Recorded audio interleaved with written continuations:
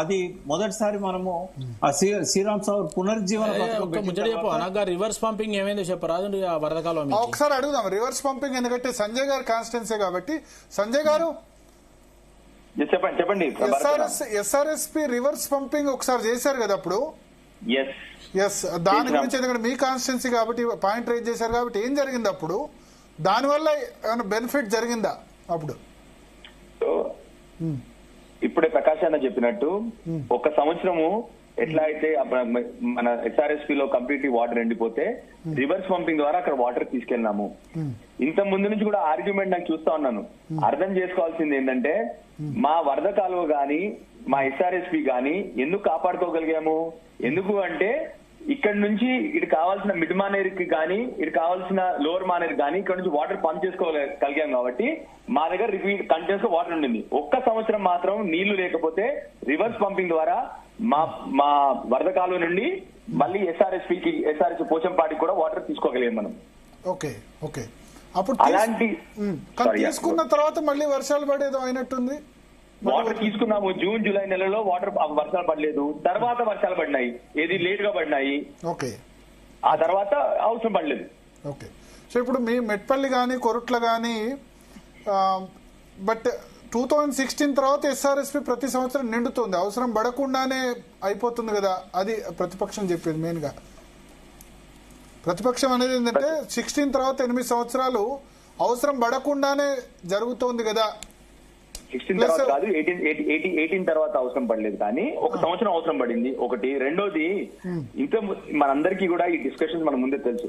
SRSP పోచంపాటి పైన already Maharashtra రాష్ట్రంలో బోల్డని ప్రాజెక్టులు కట్టిపెట్టారు ఒకటి. రెండోది ఇంకొకటి ఎస్ఆర్ఎస్పి లో ఇప్పుడు మీరు అడిగారు కదా ఇప్పుడు నిండుగా ఉండినాయని. ఎందుకు నిండుగా ఉండినాయంటే మొత్తం ఎస్ఆర్ఎస్పి నీళ్లు ఇక్కడ పంపించాల్సిన అవసరం రాలేదు ఎక్కడికి, మిడ్ మానేరుకి. ఎందుకు అంటే ఇప్పుడే ఇంత ముందే మా ప్రకాష్ అన్న చెప్పినట్టు అవసరం పడ్డట్టు 200 టీఎంసీల నీళ్లు అక్కడ నుంచి ఆల్రెడీ ఎత్తుకున్నాం. ఎక్కడి నుంచి? కాళేశ్వరం నుండి ఎత్తుకున్నాం మనము. అందుకొరకే ఎస్ఆర్ఎస్పి లో వాటర్ కాపాడుకోగలిగాము. దానివల్ల రివర్స్ పంపింగ్ అవసరం లేకుండా పోయింది. 100% ఒక్క డ్రాట్ వచ్చినా, డ్రాట్ కంటే ముఖ్యం నేనేం చెప్తా ఉన్నానంటే ఈ సెకండ్ క్రాప్ లో ఎప్పుడైతే ఇప్పుడు సెకండ్ క్రాప్ లో మనకి వాటర్ అవసరం పడినప్పుడు కాళేశ్వరమే మనకి వాటర్ తీసుకురాగలుగుతుంది సెకండ్ క్రాప్ లో.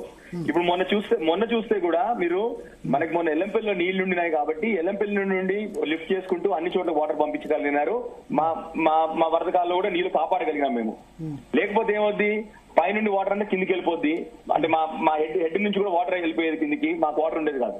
సో ఈసారి ఇప్పుడు ఏంటి, ఆ పరిస్థితి లేదు మాకు. అయితే మీరు కానీ పాదయాత్ర చేసినట్టున్నారు మరి మొన్న మీరు లాస్ట్ ఇయర్ మా వరద కాలంలో వాటర్ స్కేర్సిటీ ఉండింది. ఆ తర్వాత వాటర్ ఎత్తిపోసారు మాకు. ఓకే, మీరు పాదయాత్ర చేసిన తర్వాత. బట్ ఇప్పుడు వరద కాలువ మరి వైఎస్ఆర్ హయాంలో డిజైన్ చేసిన ప్రాజెక్టే కదా. అది డిజైన్ చేసింది వరద కాలువ వైఎస్ఆర్ గారి టైంలో డిజైన్ చేశారు. కానీ మీకు చెప్పాం కదా, ఏ ఒక్క రోజు దాంట్లో మేము నీళ్లు చూడలేదు. ఇప్పుడు నేను చెప్పడం కంటే ఇప్పుడు అక్కడ స్టాటిస్టిక్స్ ద్వారా మీకు పంపించగలుగుతాను కూడా. పంపించమంటే నేను ఇప్పుడు ఓపెన్ చేసి స్టాటిస్టిక్స్ కూడా పంపిస్తాను. ఏ రోజు వరద కాలంలో నీళ్లు చూడలేదు. నాకు వాట్సాప్ చేయండి, నేను స్టాటిస్టిక్స్ చదివి వినిపిస్తాను. అయితే ఇక్కడ ఒకటి, ఇప్పుడు ఎల్లుండి కేసీఆర్ అటెండ్ అవుతారు, ఇవాళ హరీష్ రావు అటెండ్ అయినారు. ఓవరాల్ గా ఇక దాదాపు కేసీఆర్ ను పిలిచిన తర్వాత కమిషన్ రిపోర్ట్ ఇవ్వడమే తర్వాయి. ఇప్పుడు ఆల్రెడీ విజిలెన్స్ ఎంక్వైరీలో ఇంజనీర్స్ మీద యాక్షన్ తీసుకోమన్నారు. దీనిలో గనక commission headed by supreme court retired judge, దీనిలో గనక మాజీ ముఖ్యమంత్రి కానీ లేకపోతే హరీష్ రావుది కానీ వీళ్ళది తప్పు ఉంది, అప్పటి ప్రభుత్వంది తప్పు ఉంది అంటే బీఆర్ఎస్ ఎట్లా ఈ విషయంలో వ్యవహరించబోతోంది? భరత్ గారు, కాళేశ్వరంలో తప్పుంది అంటే భవిష్యత్తులో ఎవరు ఏ ఒక్క ప్రాజెక్టు కట్టరండి ఎవరు, ఇంకా నాయకులు ఏ ఒక్క నాయకుడు కూడా ఈ ప్రాజెక్టు మంచిది ప్రజల కోసం అని ఏ ఒక్క నాయకుడు కట్టడు ఇంకా భవిష్యత్తులో. ఏ ఒక్క ఇంజనీర్ దాంట్లో పనిచేయడు. అలాంటి ప్రాజెక్ట్ కాళేశ్వరం అందరికి తెలిసిన విషయమే. మనం ఎందుకు కొట్లాడాము, మన తెలంగాణ పోరాటం దేని మీద ఆధారపడిందో అందరికి తెలిసిన విషయమే. కాళేశ్వరం మీద ఎవరైనా యాక్షన్ తీసుకోవాలి అంటే 100% అందరికి తెలుసు. రాజకీయ దురుద్దేశంతో చేసిన కమిషన్ అని కూడా అందరికి తెలుసు. కానీ నేను కమిషన్ ఇష్యూస్ లో పోను, ఎందుకంటే సబ్జుడిస్ మ్యాటర్ కాబట్టి. కానీ కాళేశ్వరం లాంటి ప్రాజెక్ట్ తప్పు అని చెప్పి ఎవరన్నా చెప్తే 100% భవిష్యత్తులో ఏ ఒక్క తప్పంటే నాయకుడు అసలు ఈ ప్రాజెక్ట్ చేయడు. మేడిగడ్డలో పిల్లర్స్ కుంగిపోకపోతే ఇష్యూ వచ్చేది కాదేమో. గారు, ఒక పిల్లర్స్ మాట కుంగడం వల్ల వచ్చింది. భరత్ గారు ఒక మాట, యా చెప్పండి చెప్పండి. ఎవరు చెప్పాలండి మేడిగడ్డలో తప్పు ఎవరు చేశారని?